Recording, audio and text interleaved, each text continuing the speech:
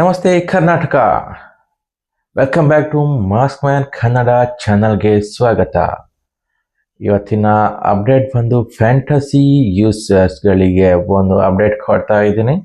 ಯಾವುದಂದರೆ dream eleven ಅಥವಾ ಇನ್ಯಾವುದೇ fantasy ಆ್ಯಪ್ಸ್ಗಳು ಇರ್ಬೋದು, ಅದರ ಬಗ್ಗೆ ಒಂದು ಅಪ್ಡೇಟನ್ನು ನೋಡೋಣ.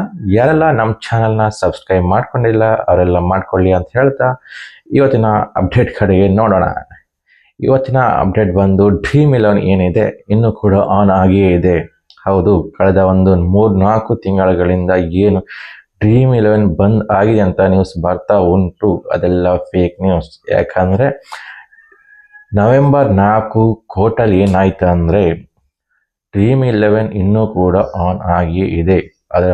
ಅಲ್ಲಿ ನಮ್ಮ ಗೌರ್ಮೆಂಟ್ ಕಡೆ ವಕೀಲರು ಹೇಳಿದ್ರು, ನಾವು ಬಿಲ್ಲನ್ನು ಪಾಸ್ ಮಾಡಿದ್ದೇವೆ ಹೊರತು ಅದು ಇನ್ನೂ ಕೂಡ ಇಂಪ್ಲಿಮೆಂಟ್ ಆಗಿಲ್ಲ, ಅಂದರೆ ಅದು ಇನ್ನೂ ಜಾರಿಗೆ ಬಂದಿಲ್ಲ. ಆದ್ದರಿಂದ ನೀವು ಈ ಇಂಪ್ಲಿಮೆಂಟ್ ಆಗೋವರೆಗೂ ನೀವು ಕೂಡ ಡ್ರೀಮ್ ಎಲೆವನ್ ಆಡಿಸ್ಬೋದು ಅಥವಾ ಫ್ಯಾಂಟಸಿ ಆ್ಯಪ್ಸ್ಗಳನ್ನು ಆಡಿಸ್ಬೋದು ಅಂತ ಫ್ಯಾಂಟಸಿ ಆ್ಯಪ್ಸ್ಗಳಿಗೆ ಹೇಳಿದ್ದಾರೆ. ಆದರೆ ಇಲ್ಲಿ ಮೇನಾಗಿ ತೊಂದರೆ ಬರ್ತಾ ಇರೋದು ಏನಂದರೆ, ಡ್ರೀಮ್ ಎಲೆವನ್ ಆಡಿಸ್ಬೋದು ಅಂತ ಹೇಳಿದ್ರು ಕೂಡ ಇನ್ನೂ ಕೂಡ ಯಾವುದೇ ಫ್ಯಾಂಟಸಿ ಕಂಪನಿಗಳು ಏನಿದ್ದಾವೆ ಅವುಗಳು ಯಾವುದೇ ಥರದ ಪೇಯ್ಡ್ ಕಾಂಟೆಸ್ಟನ್ನು ಶುರು ಮಾಡಿಲ್ಲ. ಯಾಕಂತ ಈ ಅಪ್ಡೇಟಲ್ಲಿ ನೋಡೋಣ. ಒಂದು ಮೇನ್ ರೀಸನ್ ಅಂದರೆ ಪೇಮೆಂಟ್ ಗೇಟ್ವೇ ಏನಿದೆ ಅದು ಇನ್ನೂ ಕೂಡ ಸಿಗ್ತಾ ಇಲ್ಲ. ಬ್ಯಾಂಕ್ನವರ ಕಡೆಯಿಂದ ಎಲ್ಲ ಪೇಮೆಂಟ್ ಗೇಟ್ವೇಗಳನ್ನು ಬಂದ್ ಮಾಡಿದ್ದಾರೆ.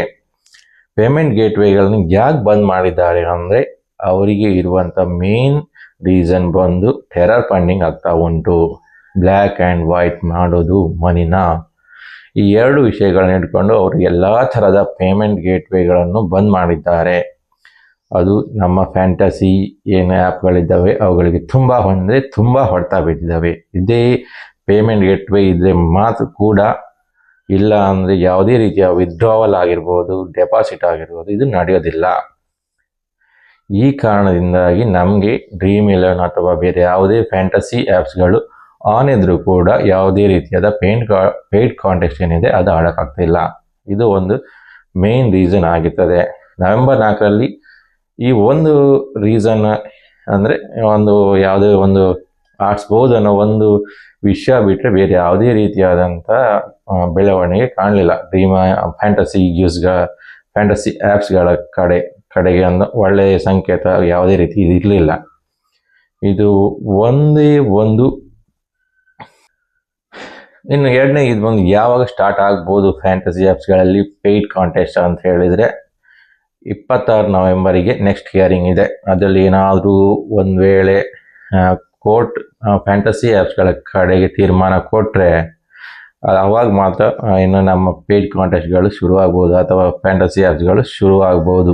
ಆದರೂ ಕೂಡ ಒಂದು ವೇಳೆ ಇದ್ರ ಪರವಾಗಿ ಆದರೂ ಕೂಡ ಕೆಲವೊಂದು ರೆಗ್ಯುಲೇಷನ್ಗಳು ಇದ್ದೇ ಇರ್ತದೆ. ಮೇ ಬಿ 25 ಇಯರ್ ಓವರ್ ಆಗಿರ್ಬೋದು ಆಡಲಿಕ್ಕೆ, ಅಥವಾ ಕೇವಲ 4,000 to 5,000 ಮಂತ್ಲಿ ಆ್ಯಡ್ ಮಾಡ್ಬೋದು ಅಂತ ಅನಿಸುತ್ತೆ. ಈ ಥರ ರೂಲ್ಸ್ಗಳು ಬಂದೇ ಬರ್ತದೆ. ಮೊದಲಿನ ಥರ ಅಂತೂ ಖಂಡಿತವಾಗಿಯೂ ಇರೋದಿಲ್ಲ, ಅದಂತೂ ಗ್ಯಾರಂಟಿ 100% ಪಕ್ಕನೇ ಆಗಿರ್ತದೆ. ಇನ್ನು 40% GST ಅಂತ ಮಾತಾಡ್ತಿದ್ದಾರೆ. ಅಷ್ಟರಲ್ಲಿ ಹೇಗೂ ರನ್ ಮಾಡೋಕ್ಕಾಗಲ್ಲ, ಸ್ವಲ್ಪ ಅದರಲ್ಲಿ ಒಂದು ಇಶ್ಯೂ ಇದ್ದೇ ಇರ್ತದೆ. 2 ಅಪ್ಡೇಟ್ ಇರ್ತದೆ.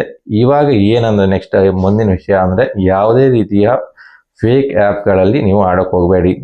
ಯಾಕಂದರೆ ಇವಾಗ ಕೆಲವೊಂದು ಕಡೆ ತುಂಬಾ ಇಲ್ಲಿಗಳ ಫೇಕ್ ಆ್ಯಪ್ಗಳನ್ನು ರನ್ ಆಗ್ತಾ ಇದ್ದಾವೆ. ಅದು ನೀವು ನೋಡ್ಬೋದು. ಕೆಲವೊಂದು ಚಾನಲ್ಗಳನ್ನು ಸ್ಕ್ರೋಲ್ ಮಾಡಿದಾಗ ನಿಮಗೆ ಅದು ಖಂಡಿತವಾಗಿ ತೋರಿಸ್ತದೆ ಅವೆಲ್ಲವೂ ಇಲ್ಲೀಗಲ್ ಆ್ಯಪ್ಗಳು. ಅವುಗಳಿಗೆ ಪೇಮೆಂಟ್ ಗೇಟ್ವೇ ಹೇಗೆ ಸಿಕ್ತು, ಅವರು ಫೇಕ್ ಅಕೌಂಟ್ಗಳಿಂದ ಮಾಡ್ಕೊಂಡು ಅಂದರೆ ಡೆಪಾಸಿಟ್ಗಳನ್ನು ಮಾಡಿಸ್ತಾ ಇರ್ಬೋದು ಅನಿಸುತ್ತೆ. ಯಾಕಂದರೆ ಅವುಗಳಿಂದ ನೀವು ವಿನ್ ಆಗೋದಂತ ತುಂಬಾ ಕಷ್ಟ. ಒಂದು ವೇಳೆ ವಿನ್ ಆದರೂ ಕೂಡ ಅವುಗಳಿಂದ ಅಮೌಂಟ್ ಬರೋದು ಗ್ಯಾರಂಟಿ ಇಲ್ಲ. ದೊಡ್ಡ ಅಮೌಂಟ್ ಅಂತೂ ಬರೋದಿಲ್ಲ, ಸಣ್ಣ ಅಮೌಂಟ್ ಬರ್ಬೋದು. ಇದು ನಿಮಗೆ ಮೆಂಟಲಿ ತುಂಬ ಡಿಸ್ಟರ್ಬ್ ಮಾಡ್ತದೆ. ಯಾಕಂದರೆ ಒಂದ್ಸಲ ವಿನ್ ಆದ ಅಮೌಂಟ್ ಬರಲಿಲ್ಲ ಅಂದರೆ ನಿಮಗೆ ತುಂಬಾ ಮೆಂಟಲಿ ಡಿಸ್ಟರ್ಬ್ ಆಗ್ತದೆ. ಸೊ ಅದರಿಂದ ಆ ಆ್ಯಪ್ಗಳನ್ನು ಆಡೋದು ನೀವು ನಿಮ್ಮ ಜೀವನವನ್ನು ರಿಸ್ಕ್ನಲ್ಲೇ ಹಾಕಿದಾಗೆ. ಸೊ ದಯವಿಟ್ಟು ಅಂಥ ಆ್ಯಪ್ಗಳಲ್ಲಿ ನೀವು ಇನ್ವೆಸ್ಟ್ ಮಾಡೋಕ್ಕೆ ಹೋಗಬೇಡಿ. ಇದು ನನ್ನ ಒಂದು ಸಜೆಷನ್. ಒಂದು ವೇಳೆ ಇನ್ನೊಂದು ವಿಷಯ ಅಂದರೆ, ಆ ಆ್ಯಪ್ಗಳಿಂದ ಒಂದು ವೇಳೆ ನಿಮ್ಮ ಅಕೌಂಟಿಗೆ ಹಣ ಬಂದರೆ ಆ ಅಕೌಂಟ್ಗಳು ಫ್ರೀಸ್ ಆಗೋ ಸಾಧ್ಯತೆಗಳು ತುಂಬ ಇದೆ. ಸೊ ಫ್ಯಾಂಟಸಿ ಆ್ಯಪ್ ಯೂಸರ್ಸ್ ಏನಿದ್ರೆ ನಿಮಗೆ ಒಂದು ವೇಳೆ ಆಡಲೇಬೇಕು ಅಂತಿದ್ರೆ ಇಷ್ಟು ದಿನ 4 ಮಂತ್ ಕಾದಿದ್ರೆ, ಸೊ ಇನ್ನೊಂದು 4-5 ದಿನಗಳಲ್ಲಿ ಒಂದು ಹಿಯರಿಂಗ್ ಬರ್ಬೋದು. ಕಮ್ಮಿ ಅಂದರೂ 75% ಅಂತೂ ಚಾನ್ಸಸ್ ಇದೆ ಹಿಯರಿಂಗ್ ಈ ಸಲ. 100% ಅಂತ ಹೇಳೋಕ್ಕಾಗೋದಿಲ್ಲ, ಮುಂದೆ ಹೋದ್ರೂ ಹೋಗ್ಬೋದು ಡೇಟ್. ಸೊ ಕಾಯ್ತಾ ಇರಿ. ಅಲ್ಲಿಯವರೆಗೂ ಮುಂದಿನ ಯಾವುದೇ ಅಪ್ಡೇಟ್ ಬಂದರೆ ಈ ವಿಷಯದ ಬಗ್ಗೆ ನಾನು ನಿಮ್ಗೆ ವಿಡಿಯೋ ಮಾಡಿ ತಿಳಿಸ್ತೀನಿ. ಅಲ್ಲಿವರೆಗೂ ನಮಸ್ಕಾರಗಳು.